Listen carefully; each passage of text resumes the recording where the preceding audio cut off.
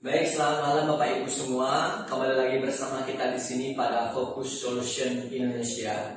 Tentu malam hari ini sudah ditemani dengan Bapak Made Swinton, yaitu the only HR practitioner who is healing expert.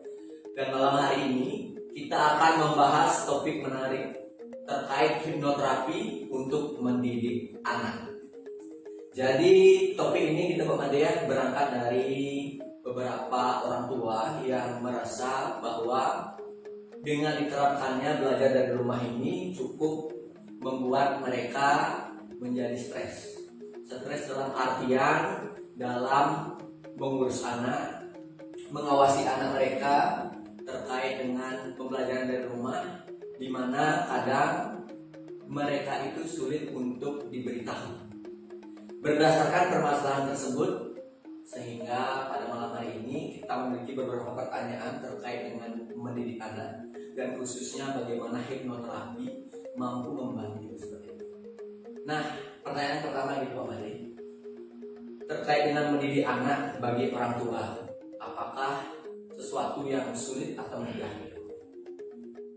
Selamat malam semuanya. Terima kasih Anda. Jadi mendidik anak itu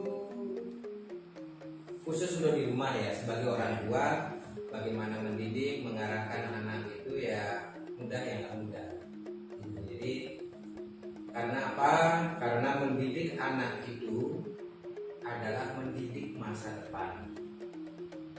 Ya, jadi tidak hanya mendidik seorang anak sebagai anak kita.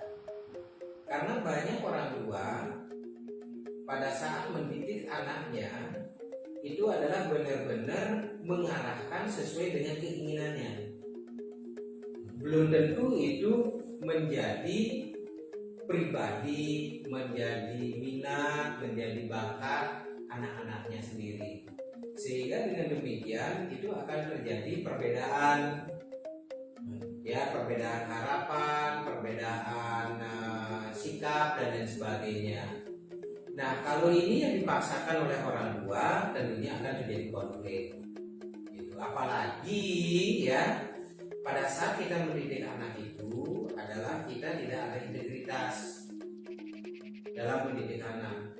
Karena pada saat anak-anak kita itu masih kecil, bahkan sampai dewasa pun, yang mereka itu akan dijadikan bahan untuk mengisi hidupnya atau mengisi persepsinya bukanlah apa yang kita katakan sebagai orang tua, tetapi kebanyakan adalah apa yang mereka lihat yang kita lakukan. Jadi proses meniru seperti itu. Ya, prosesnya itu meniru gitu ya. Ya, salah satu contoh lah misalnya pada saat kita sebagai seorang orang tua menyuruh atau meminta anak kita itu untuk belajar. Kamu belajar ya. Sedangkan kita sendiri tidak pernah belajar. Baca bukunya dengan baik, gitu. Baca bukunya dengan benar. Mata pelajaran yang dari sekolah itu kamu baca lagi. Sedangkan kita sebagai orang tua yang menyuruh anak-anak itu tidak pernah dilihat oleh anak-anak kita itu membaca buku. Gitu. Nah, kalau kita mendidik dengan cara-cara kehilangan integritas begini, ya tentunya anak kita menjadi tidak percaya dengan kita. Itu baru satu sisi. Sedangkan yang lain misalnya nih, anak kita itu merokok. Kita melarang dia untuk merokok. Kamu masih kecil, kamu jangan merokok, nanti begini, nanti begitu. Sedangkan kita sebagai orang tua itu sambil merokok loh, menyuruh anak untuk tidak merokok gitu loh. Ya, tentunya kehilangan integritas. Kita tidak mendapatkan kepercayaan dari orang tua. Saya dulu pernah benar-benar dipermalukan oleh anak saya. Kan saya kerjanya di perhotelan kan. Nah, anak itu tidak tahu kan apakah saya bekerja di front of the house atau back of the house dari hotel itu. Anak-anak itu tidak tahu. Nah, kebetulan waktu itu anak saya yang pertama ada PR bahasa Inggris. Dia kesulitan. Dia waktu itu masih SD. Tapi PR bahasa Inggrisnya itu sudah lumayan bagus lah waktu itu ya. Saya tidak bisa memberikan jawaban. Apa yang dikatakan oleh anak saya? Bapak itu kan kerjanya di hotel,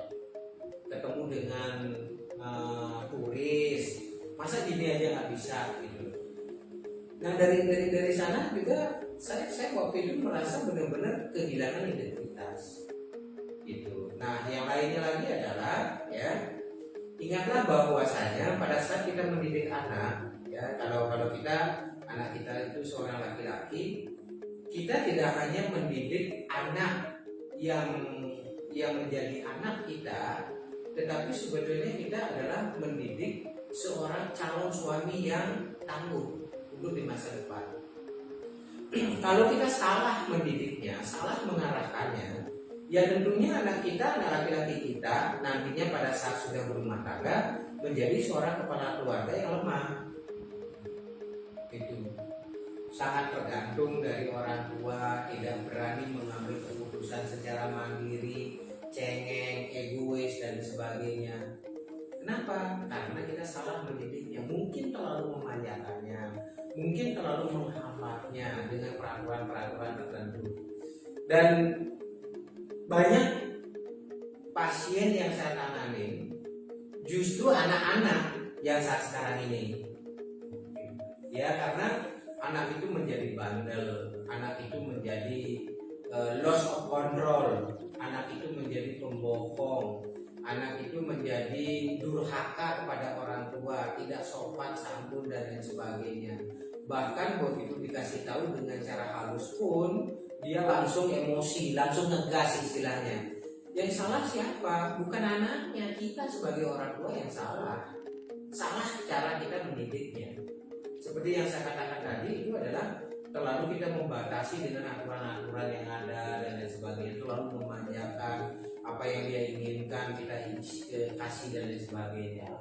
Nah demikian juga pada saat kita mendidik seorang anak perempuan, kita tidak hanya mendidik anak perempuan gitu. Jadi yang kita didik itu adalah calon seorang istri di masa yang akan datang. Nah kalau kita salah mendidiknya ya, tidak memberikan satu kaidah-kaidah bagaimana menjadi seorang wanita luwih kalau di Bali itu, termasuk juga bagaimana kita mendidik yang bersangkutan itu menjadi seorang wanita yang nantinya akan mengemban bahtera rumah tangga bersama suaminya. Ya tentu nantinya itu akan, anak kita itu akan kelabakan. Masak mie aja nggak bisa, nanti gimana? Apalagi jangankan mie, masak air aja nggak bisa misalnya, karena kita perlu memanjakannya. Gitu. Belum lagi hal-hal yang lain, bagaimana mengatur keuangan, bagaimana menjadi seorang istri itu menangani suami anaknya yang rewel dan lain sebagainya dengan cara luas, dengan cara yang baik dan lain sebagainya. Gitu. Sehingga disinilah peran kita sebagai orang tua untuk memastikan bahwa apa yang kita kasih kepada anak-anak kita itu adalah sudah advance untuk di masa yang akan datang. Di sekolah itu dididik untuk menjadi pintar, belum tentu itu untuk menjadi cerdas. Gitu. Ya, sedangkan tugas kita sebagai orang tua untuk menjadikan anak kita itu cerdas. Gitu. Dan tentunya juga memiliki satu kepribadian mandiri. Ya. Nah apalagi zaman sekarang ini ya, anak-anak kan belajarnya di rumah nih ya, dibelikanlah HP, diisi kuota, mungkin belajar dengan gurunya mengerjakan PR dan sebagainya itu cukup 2 sampai dengan 3 atau bahkan 4 jam. Selebihnya ini ngapain gitu loh. Bisa aja anak-anak ini yang menonton hal-hal yang tidak sepantasnya itu ditonton oleh anak-anak kita gitu, apakah melalui YouTube dan sebagainya ya kan. Sekarang ini banyak konten-konten yang isinya itu ibaratnya tanda kutip itu sampah ya, itu yang dibuka gitu loh. Atau misalnya sudah ada film-film tertentu, drakor ya, termasuk yang lain-lainnya, yang kontennya itu adalah konten-konten yang belum pantas ditonton oleh anak-anak kita. Berdasarkan batasan usia dan umur itu belum mencukupi. Misalnya nih film dewasa misalnya dan sebagainya gitu ya, itu misalnya dia masuk ke WA grup aja, anggotanya itu mungkin anak-anak sekolahan gitu ya, klik ada yang satu itu disebar di grup itu gitu loh. Itu jadi termasuk juga film-film kekerasan dan lain sebagainya gitu. Kalau apalagi misalnya penontonnya itu maaf ya sinetron gitu ya. Di sinetron itu anak-anak sekolah itu tidak pernah diperlihatkan cara-cara belajar.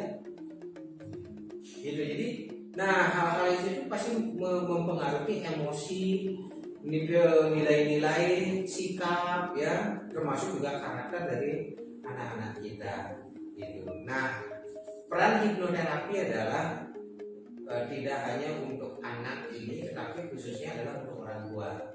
Makanya kalau saya menangani klien anak-anak sampai dengan usia kuliah begitu ditelepon saya oleh orang tuanya, ya Pak bisa bantu anak saya bandel ini dan sebagainya.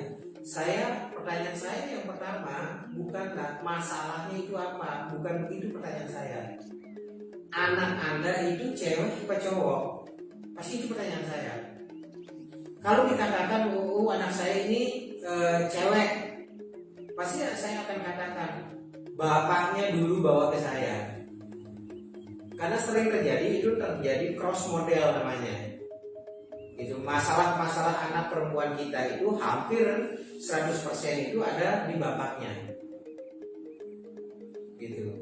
Ya, contoh kecil lah, pernah saya menangani seorang anak gitu ya, yang tidak bisa diatur, marah, galak sama orang tuanya dan lain sebagainya. Itu bahkan kalau ngomong itu sarkasme, tahu sarkasme nggak? Ngomong kasar isi kebun binatang dan sebagainya kepada orang tuanya. Nah ini kan anak-anak sudah durhaka ini, gitu ya. Nah pertanyaan yang sama saya kan bapaknya dulu bawa ke saya. Pada saat kita sudah atur janji ketemu, gitu ya, bapak itu sangat sopan, lembut dan sebagainya. Awalnya saya hampir tertipu oleh bapak ini. Itu nah akhirnya saya benar-benar menangani anaknya. Barulah muncul masalah-masalah yang disebabkan oleh si bapak ini. Itu yang pernah anaknya itu pernah ditampar, disiram dengan air, pernah juga dikunci di kamar mandi dan sebagainya. Itu dulu waktu dia kecil loh. Baru sekarang itu muncul. Termasuk juga bapaknya ini pernah juga terjadi, saya menangani anak perempuan begitu ya, pingsan terus. Dalam sehari bisa 6-8 kali pingsan. Dibawa ke rumah sakit, baru sampai di tempat parkir mau pulang pingsan lagi dan sebagainya. Akhirnya dibawa ke saya. Timbullah di sana satu realita bahwa anak ini sangat membenci bapaknya. Tapi bapaknya mengatakan, bagaimana dia bisa membenci saya? Apa yang dia butuhkan, apa yang dia inginkan selalu saya berikan. Ternyata ya, anak ini tahu bahwa bapaknya ini punya selingkuhan. Gitu. Jadi makanya hati-hati dalam hal ini. Nah demikian juga kalau ternyata anak itu adalah anak laki-laki, maka yang saya katakan ibunya dulu ke sini, gitu, ya. Seringkali yang saya dapatkan itu adalah anak laki-laki itu bisa bandel dan lain sebagainya, karena dari kecil itu sudah diberikan satu satu merek gitu ya kepada anaknya ini bandel. Begitu anaknya melakukan sesuatu aktivitas, anak ini memang bandel sekali, anak ini nakal, anak saya nakal dan sebagainya. Padahal anak kecil itu hanya mengekspresikan yang namanya intuisinya pada saat itu. Rasa ingin tahunya, dikatakanlah nakal, dikatakanlah bandel dan sebagainya, sehingga benar-benar anak itu setelah diberikan brand begitu ya benar-benar mengakui bahwa itulah brandnya dia, gitu. Atau yang sering terjadi juga adalah begitu anaknya pernah mungkin tidak mampu mengerjakan satu soal tertentu ya di sekolah, termasuk juga mendapatkan nilai rendah di sekolah itu, dikatakanlah bahwa kamu ini tidak pintar dalam hal mata pelajaran tertentu. Mungkin 1-2 kali itu belum masuk, tapi kalau itu sudah bertubi-tubi diberikan hal yang seperti itu, maka dia akan menyatakan dirinya, saya memang tidak pintar dalam mata pelajaran ini. Gitu. Ya, makanya hati-hati memberikan branding kepada anak-anak ini. Nah, pada saat sebelum menangani anaknya, orang tuanya yang saya tanganin, dalam artian adalah orang tuanya ini memberikan satu brand yang positif kepada anaknya dengan metode hipnoterapi tentunya. Yang tadinya mengatakan bahwa anak saya ini bandel dan sebagainya, di reverse, di apa namanya tuh, dibalik, bahwa anak saya ini adalah anak yang baik, anak yang cerdas, anak yang penurut, anak yang sopan dan lain sebagainya. Caranya gimana? Caranya adalah ya dengan saya biasanya menghipnotis orang tuanya supaya orang tuanya ini memiliki satu keyakinan bahwa anaknya itu anak yang baik dan sebagainya. Energinya ini akan tertransfer ke anak. Itu satu dulu. Yang kedua, bisa dengan cara yang sederhana. Pada saat anak itu menjelang tidur ya, tapi belum pulas benar ya. Kalau pulas benar pun itu bisa. Orang tua itu kan memiliki keterikatan emosional, keterikatan karakter, keterikatan value dan sebagainya kepada anaknya, bahkan keterikatan spiritual yang sangat kuat sebetulnya gitu. Nah, ini yang bisa dimanfaatkan pada saatnya menjelang tidur gitu ya. Pegang dadanya dan di sini, di kening, di atas keningnya sini. Dipakai 2 jari begini juga boleh, diginikan juga boleh, atau di atas kepalanya juga boleh, satu tangan itu di sini. Nah, saya niatkan saat sekarang ini saya terhubung dengan anak saya. Nah, kalau sudah kita santai, baru dikatakan, nah panggil nama anaknya, misalnya nih siapa namanya, anakku yang namanya Dewi. Bapak atau bapak meyakini atau ibu meyakini, mempercayai bahwa kamu itu adalah anak yang baik, perilakumu menjadi semakin baik, menjadi semakin positif, kamu menjadi semakin dewasa, kamu menjadi semakin penurut, kamu menjadi semakin cerdas dan lain sebagainya. Berarti afirmasi yang positif. Afirmasi yang positif, baik. Gitu, ya. Nah, kalau misalnya dalam perjalanannya ternyata belum terjadi satu perubahan yang sangat signifikan kepada anak ini, begitu melihat perilakunya yang dalam hati itu muncul anak nakal, itu pada saat itu langsung di-delete. Itu namanya satu metode di hipnoterapi namanya drop. Ya, di-delete apa yang muncul dalam hati itu. Kalau anak muncul dalam hati itu anak ini nakal, langsung di-delete. Anak saya bukanlah anak yang nakal. Itu di-delete. Setelah itu di-replace, diganti dengan kalimat yang atau sugesti yang benar-benar kita inginkan. Anak saya adalah anak yang baik. Nah, setelah itu lakukan afirmasi. Saya senang sekali melihat, menyaksikan, merasakan bahwa anak saya ini adalah anak yang baik. Gitu. Ya. Dan itu kita lakukan secara terus menerus. Ya, secara berulang-ulang lah gitu loh. Tidak mungkin lah kita melakukan sekali itu sudah anak itu sudah langsung berubah. Jangankan anak merubah perilaku anak gitu ya, merubah perilaku diri sendiri aja itu perlu waktu kok.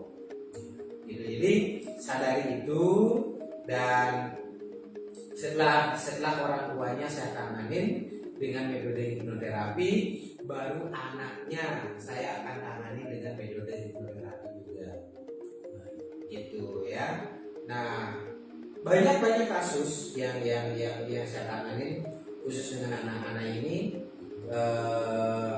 sampai dengan satu metode forgiveness, memaafkan.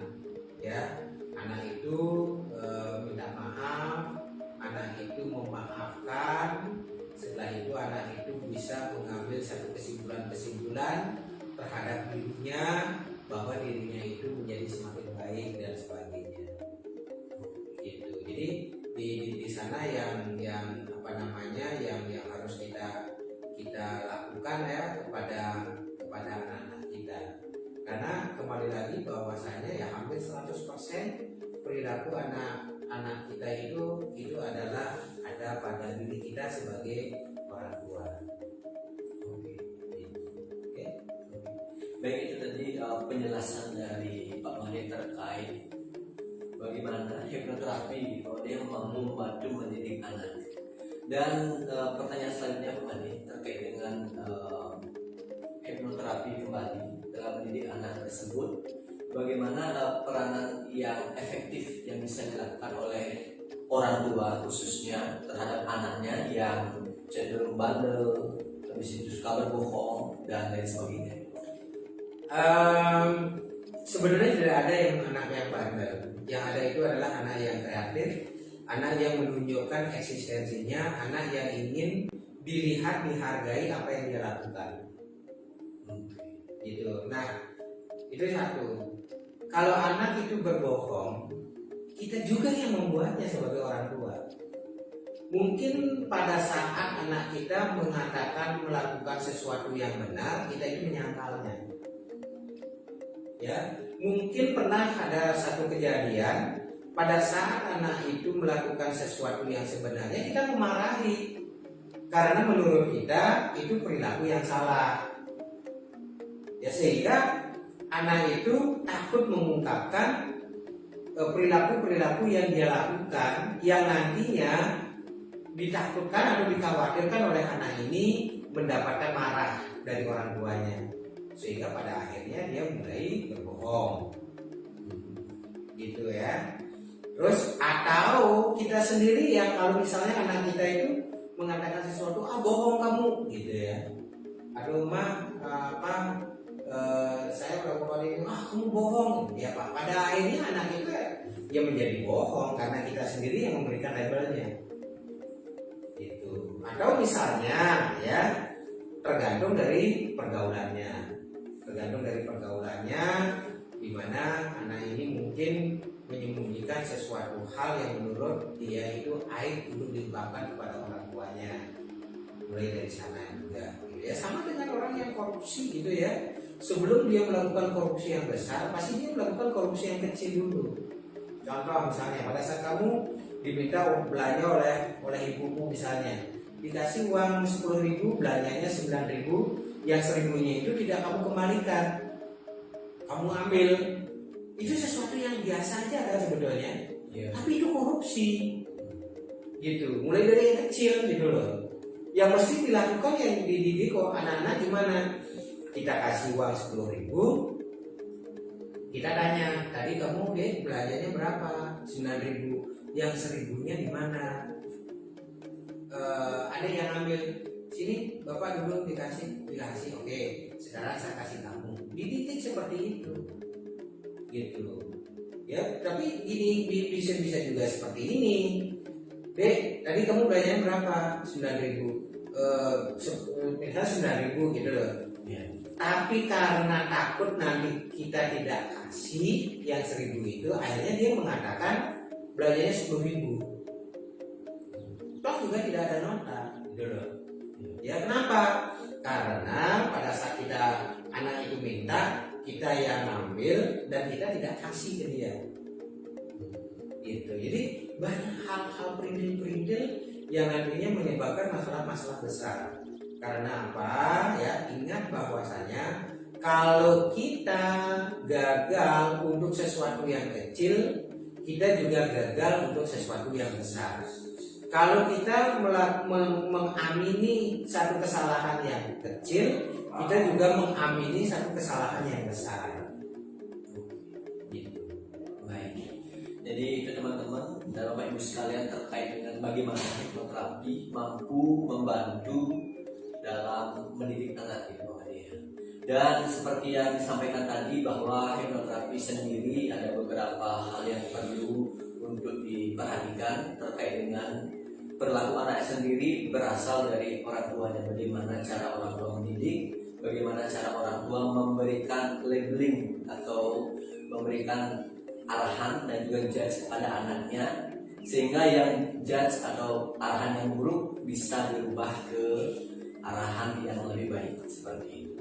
Dan pada Fokus Solution Indonesia di tempat Made, kalau misalkan ada Bapak Ibu atau teman-teman sekalian yang ingin melakukan konsultasi ke sini, ke Fokus Solution Indonesia, untuk teman-teman terkait dengan mendidik anak, itu berapa kali session yang bisa diberikan? Kalau mendidik anak ini sebetulnya sesinya itu tidak terbatas. Yang saya sampaikan tadi itu baru sebagian kecil ya, baru sebagian kecil. Belum bagaimana kita mendidik anak yang sudah terkontaminasi dengan pergaulan yang tidak etis. Misalnya bagaimana kita mendidik anak-anak yang baru remaja dan sebagainya, itu tentunya juga memerlukan pola-pola tertentu. Jadi saya tidak bisa katakan buat sesi itu udah selesai, belum tentu juga. Salah satu contohnya misalnya nih, pada saat anak kita itu sudah mulai remaja, ya tentunya juga akan tertarik dengan lawan jenis kan, ya. Nah pada saat itu gimana sih caranya kita menyikapi biar anak kita itu terbuka lah dengan kita, dengan siapa mereka bergaul. Gitu. Kalau kita dari awal sudah membatasi anak kita itu, kamu udah boleh begini, nggak boleh begitu dan lain sebagainya, maka anak itu bisa jadi rendah diri, ya bukan rendah hati ya, tapi rendah diri.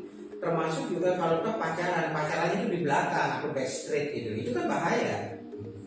Dan kita harus tahu mereka itu dengan siapa mereka itu bergaul, apa yang menjadi masalahnya mereka pada saat berteman, bergaul, bahkan pacaran, apapun itu mereka secara sukarela bisa cerita kepada kita. Nah ini kan perlu penanganan yang baik ya, dari kita sebagai orang tua kepada mereka gitu loh. Jadi itu sangat kasuistis lah ya. Dalam konteks apa anak ini masalah ya, nanti bisa kita tangani, kita bantu sebagai praktisi di bidang hipnoterapi. Tapi yang jelas bahwasanya ya, yang pertama sekali biasanya saya akan kasih terapinya justru adalah orang tuanya, baru anaknya. Oke, jadi untuk Bapak Ibu sekalian teman-teman, jika ingin untuk berkonsultasi ke Fokus Solution Indonesia, yaitu bisa hubungi di 081327147747 atau bisa langsung menghubungi lewat Instagram dan juga Facebook di Fokus Solution Indonesia. Mungkin sebelum kita tutup acara malam hari ini, ada yang dua patah kata dari Pak Made yang ingin disampaikan untuk menutup. Ya tentunya yang kita kembali lagi, kesimpulan saya adalah pada saat mendidik anak, kita harus berorientasi kepada anak itu sendiri. Ya apa yang menjadi minatnya, bagaimana dengan karakter anak, kita sesuaikan cara kita mendidik dengan si anak itu sendiri, bukan sesuai dengan apa yang menjadi keinginan kita. Keinginan kita itu bagus ya, tapi kalau misalnya itu bisa nyambung dengan keinginan si anak, ini akan menjadi jauh lebih bagus. Karena pernah saya menangani satu anak, awalnya anak ini ingin kuliah itu di Fakultas Ilmu Politik. Orang tuanya tidak setuju, akhirnya anak ini kuliah di teknik. Begitu akan menyusun skripsi, tiba-tiba aja anak ini mogok. Begitu saya mulai tanganin, si anak ini muncul. Kenapa saya hanya untuk menyenangkan orang tua. Itu dulu. Tapi pada akhirnya saya sendiri yang menderita. Ya untuk apa? Ya sudahlah, jadinya seperti ini. Gitu. Ya makanya hati-hati ya. Dan mendidik anak seperti tadi saya katakan, tidak hanya mendidik sebagai anak kita, tetapi kita mendidik masa depan kita. Baik, itu setengah penutup dari Pak Made untuk sesi dari topik malam hari ini, yaitu hipnoterapi untuk mendidik anak. Dan seperti tadi yang saya sampaikan, kalau ada pertanyaan yang ingin disampaikan kepada kita di sini bisa melalui Facebook dan juga Instagram di Focus Solution Indonesia.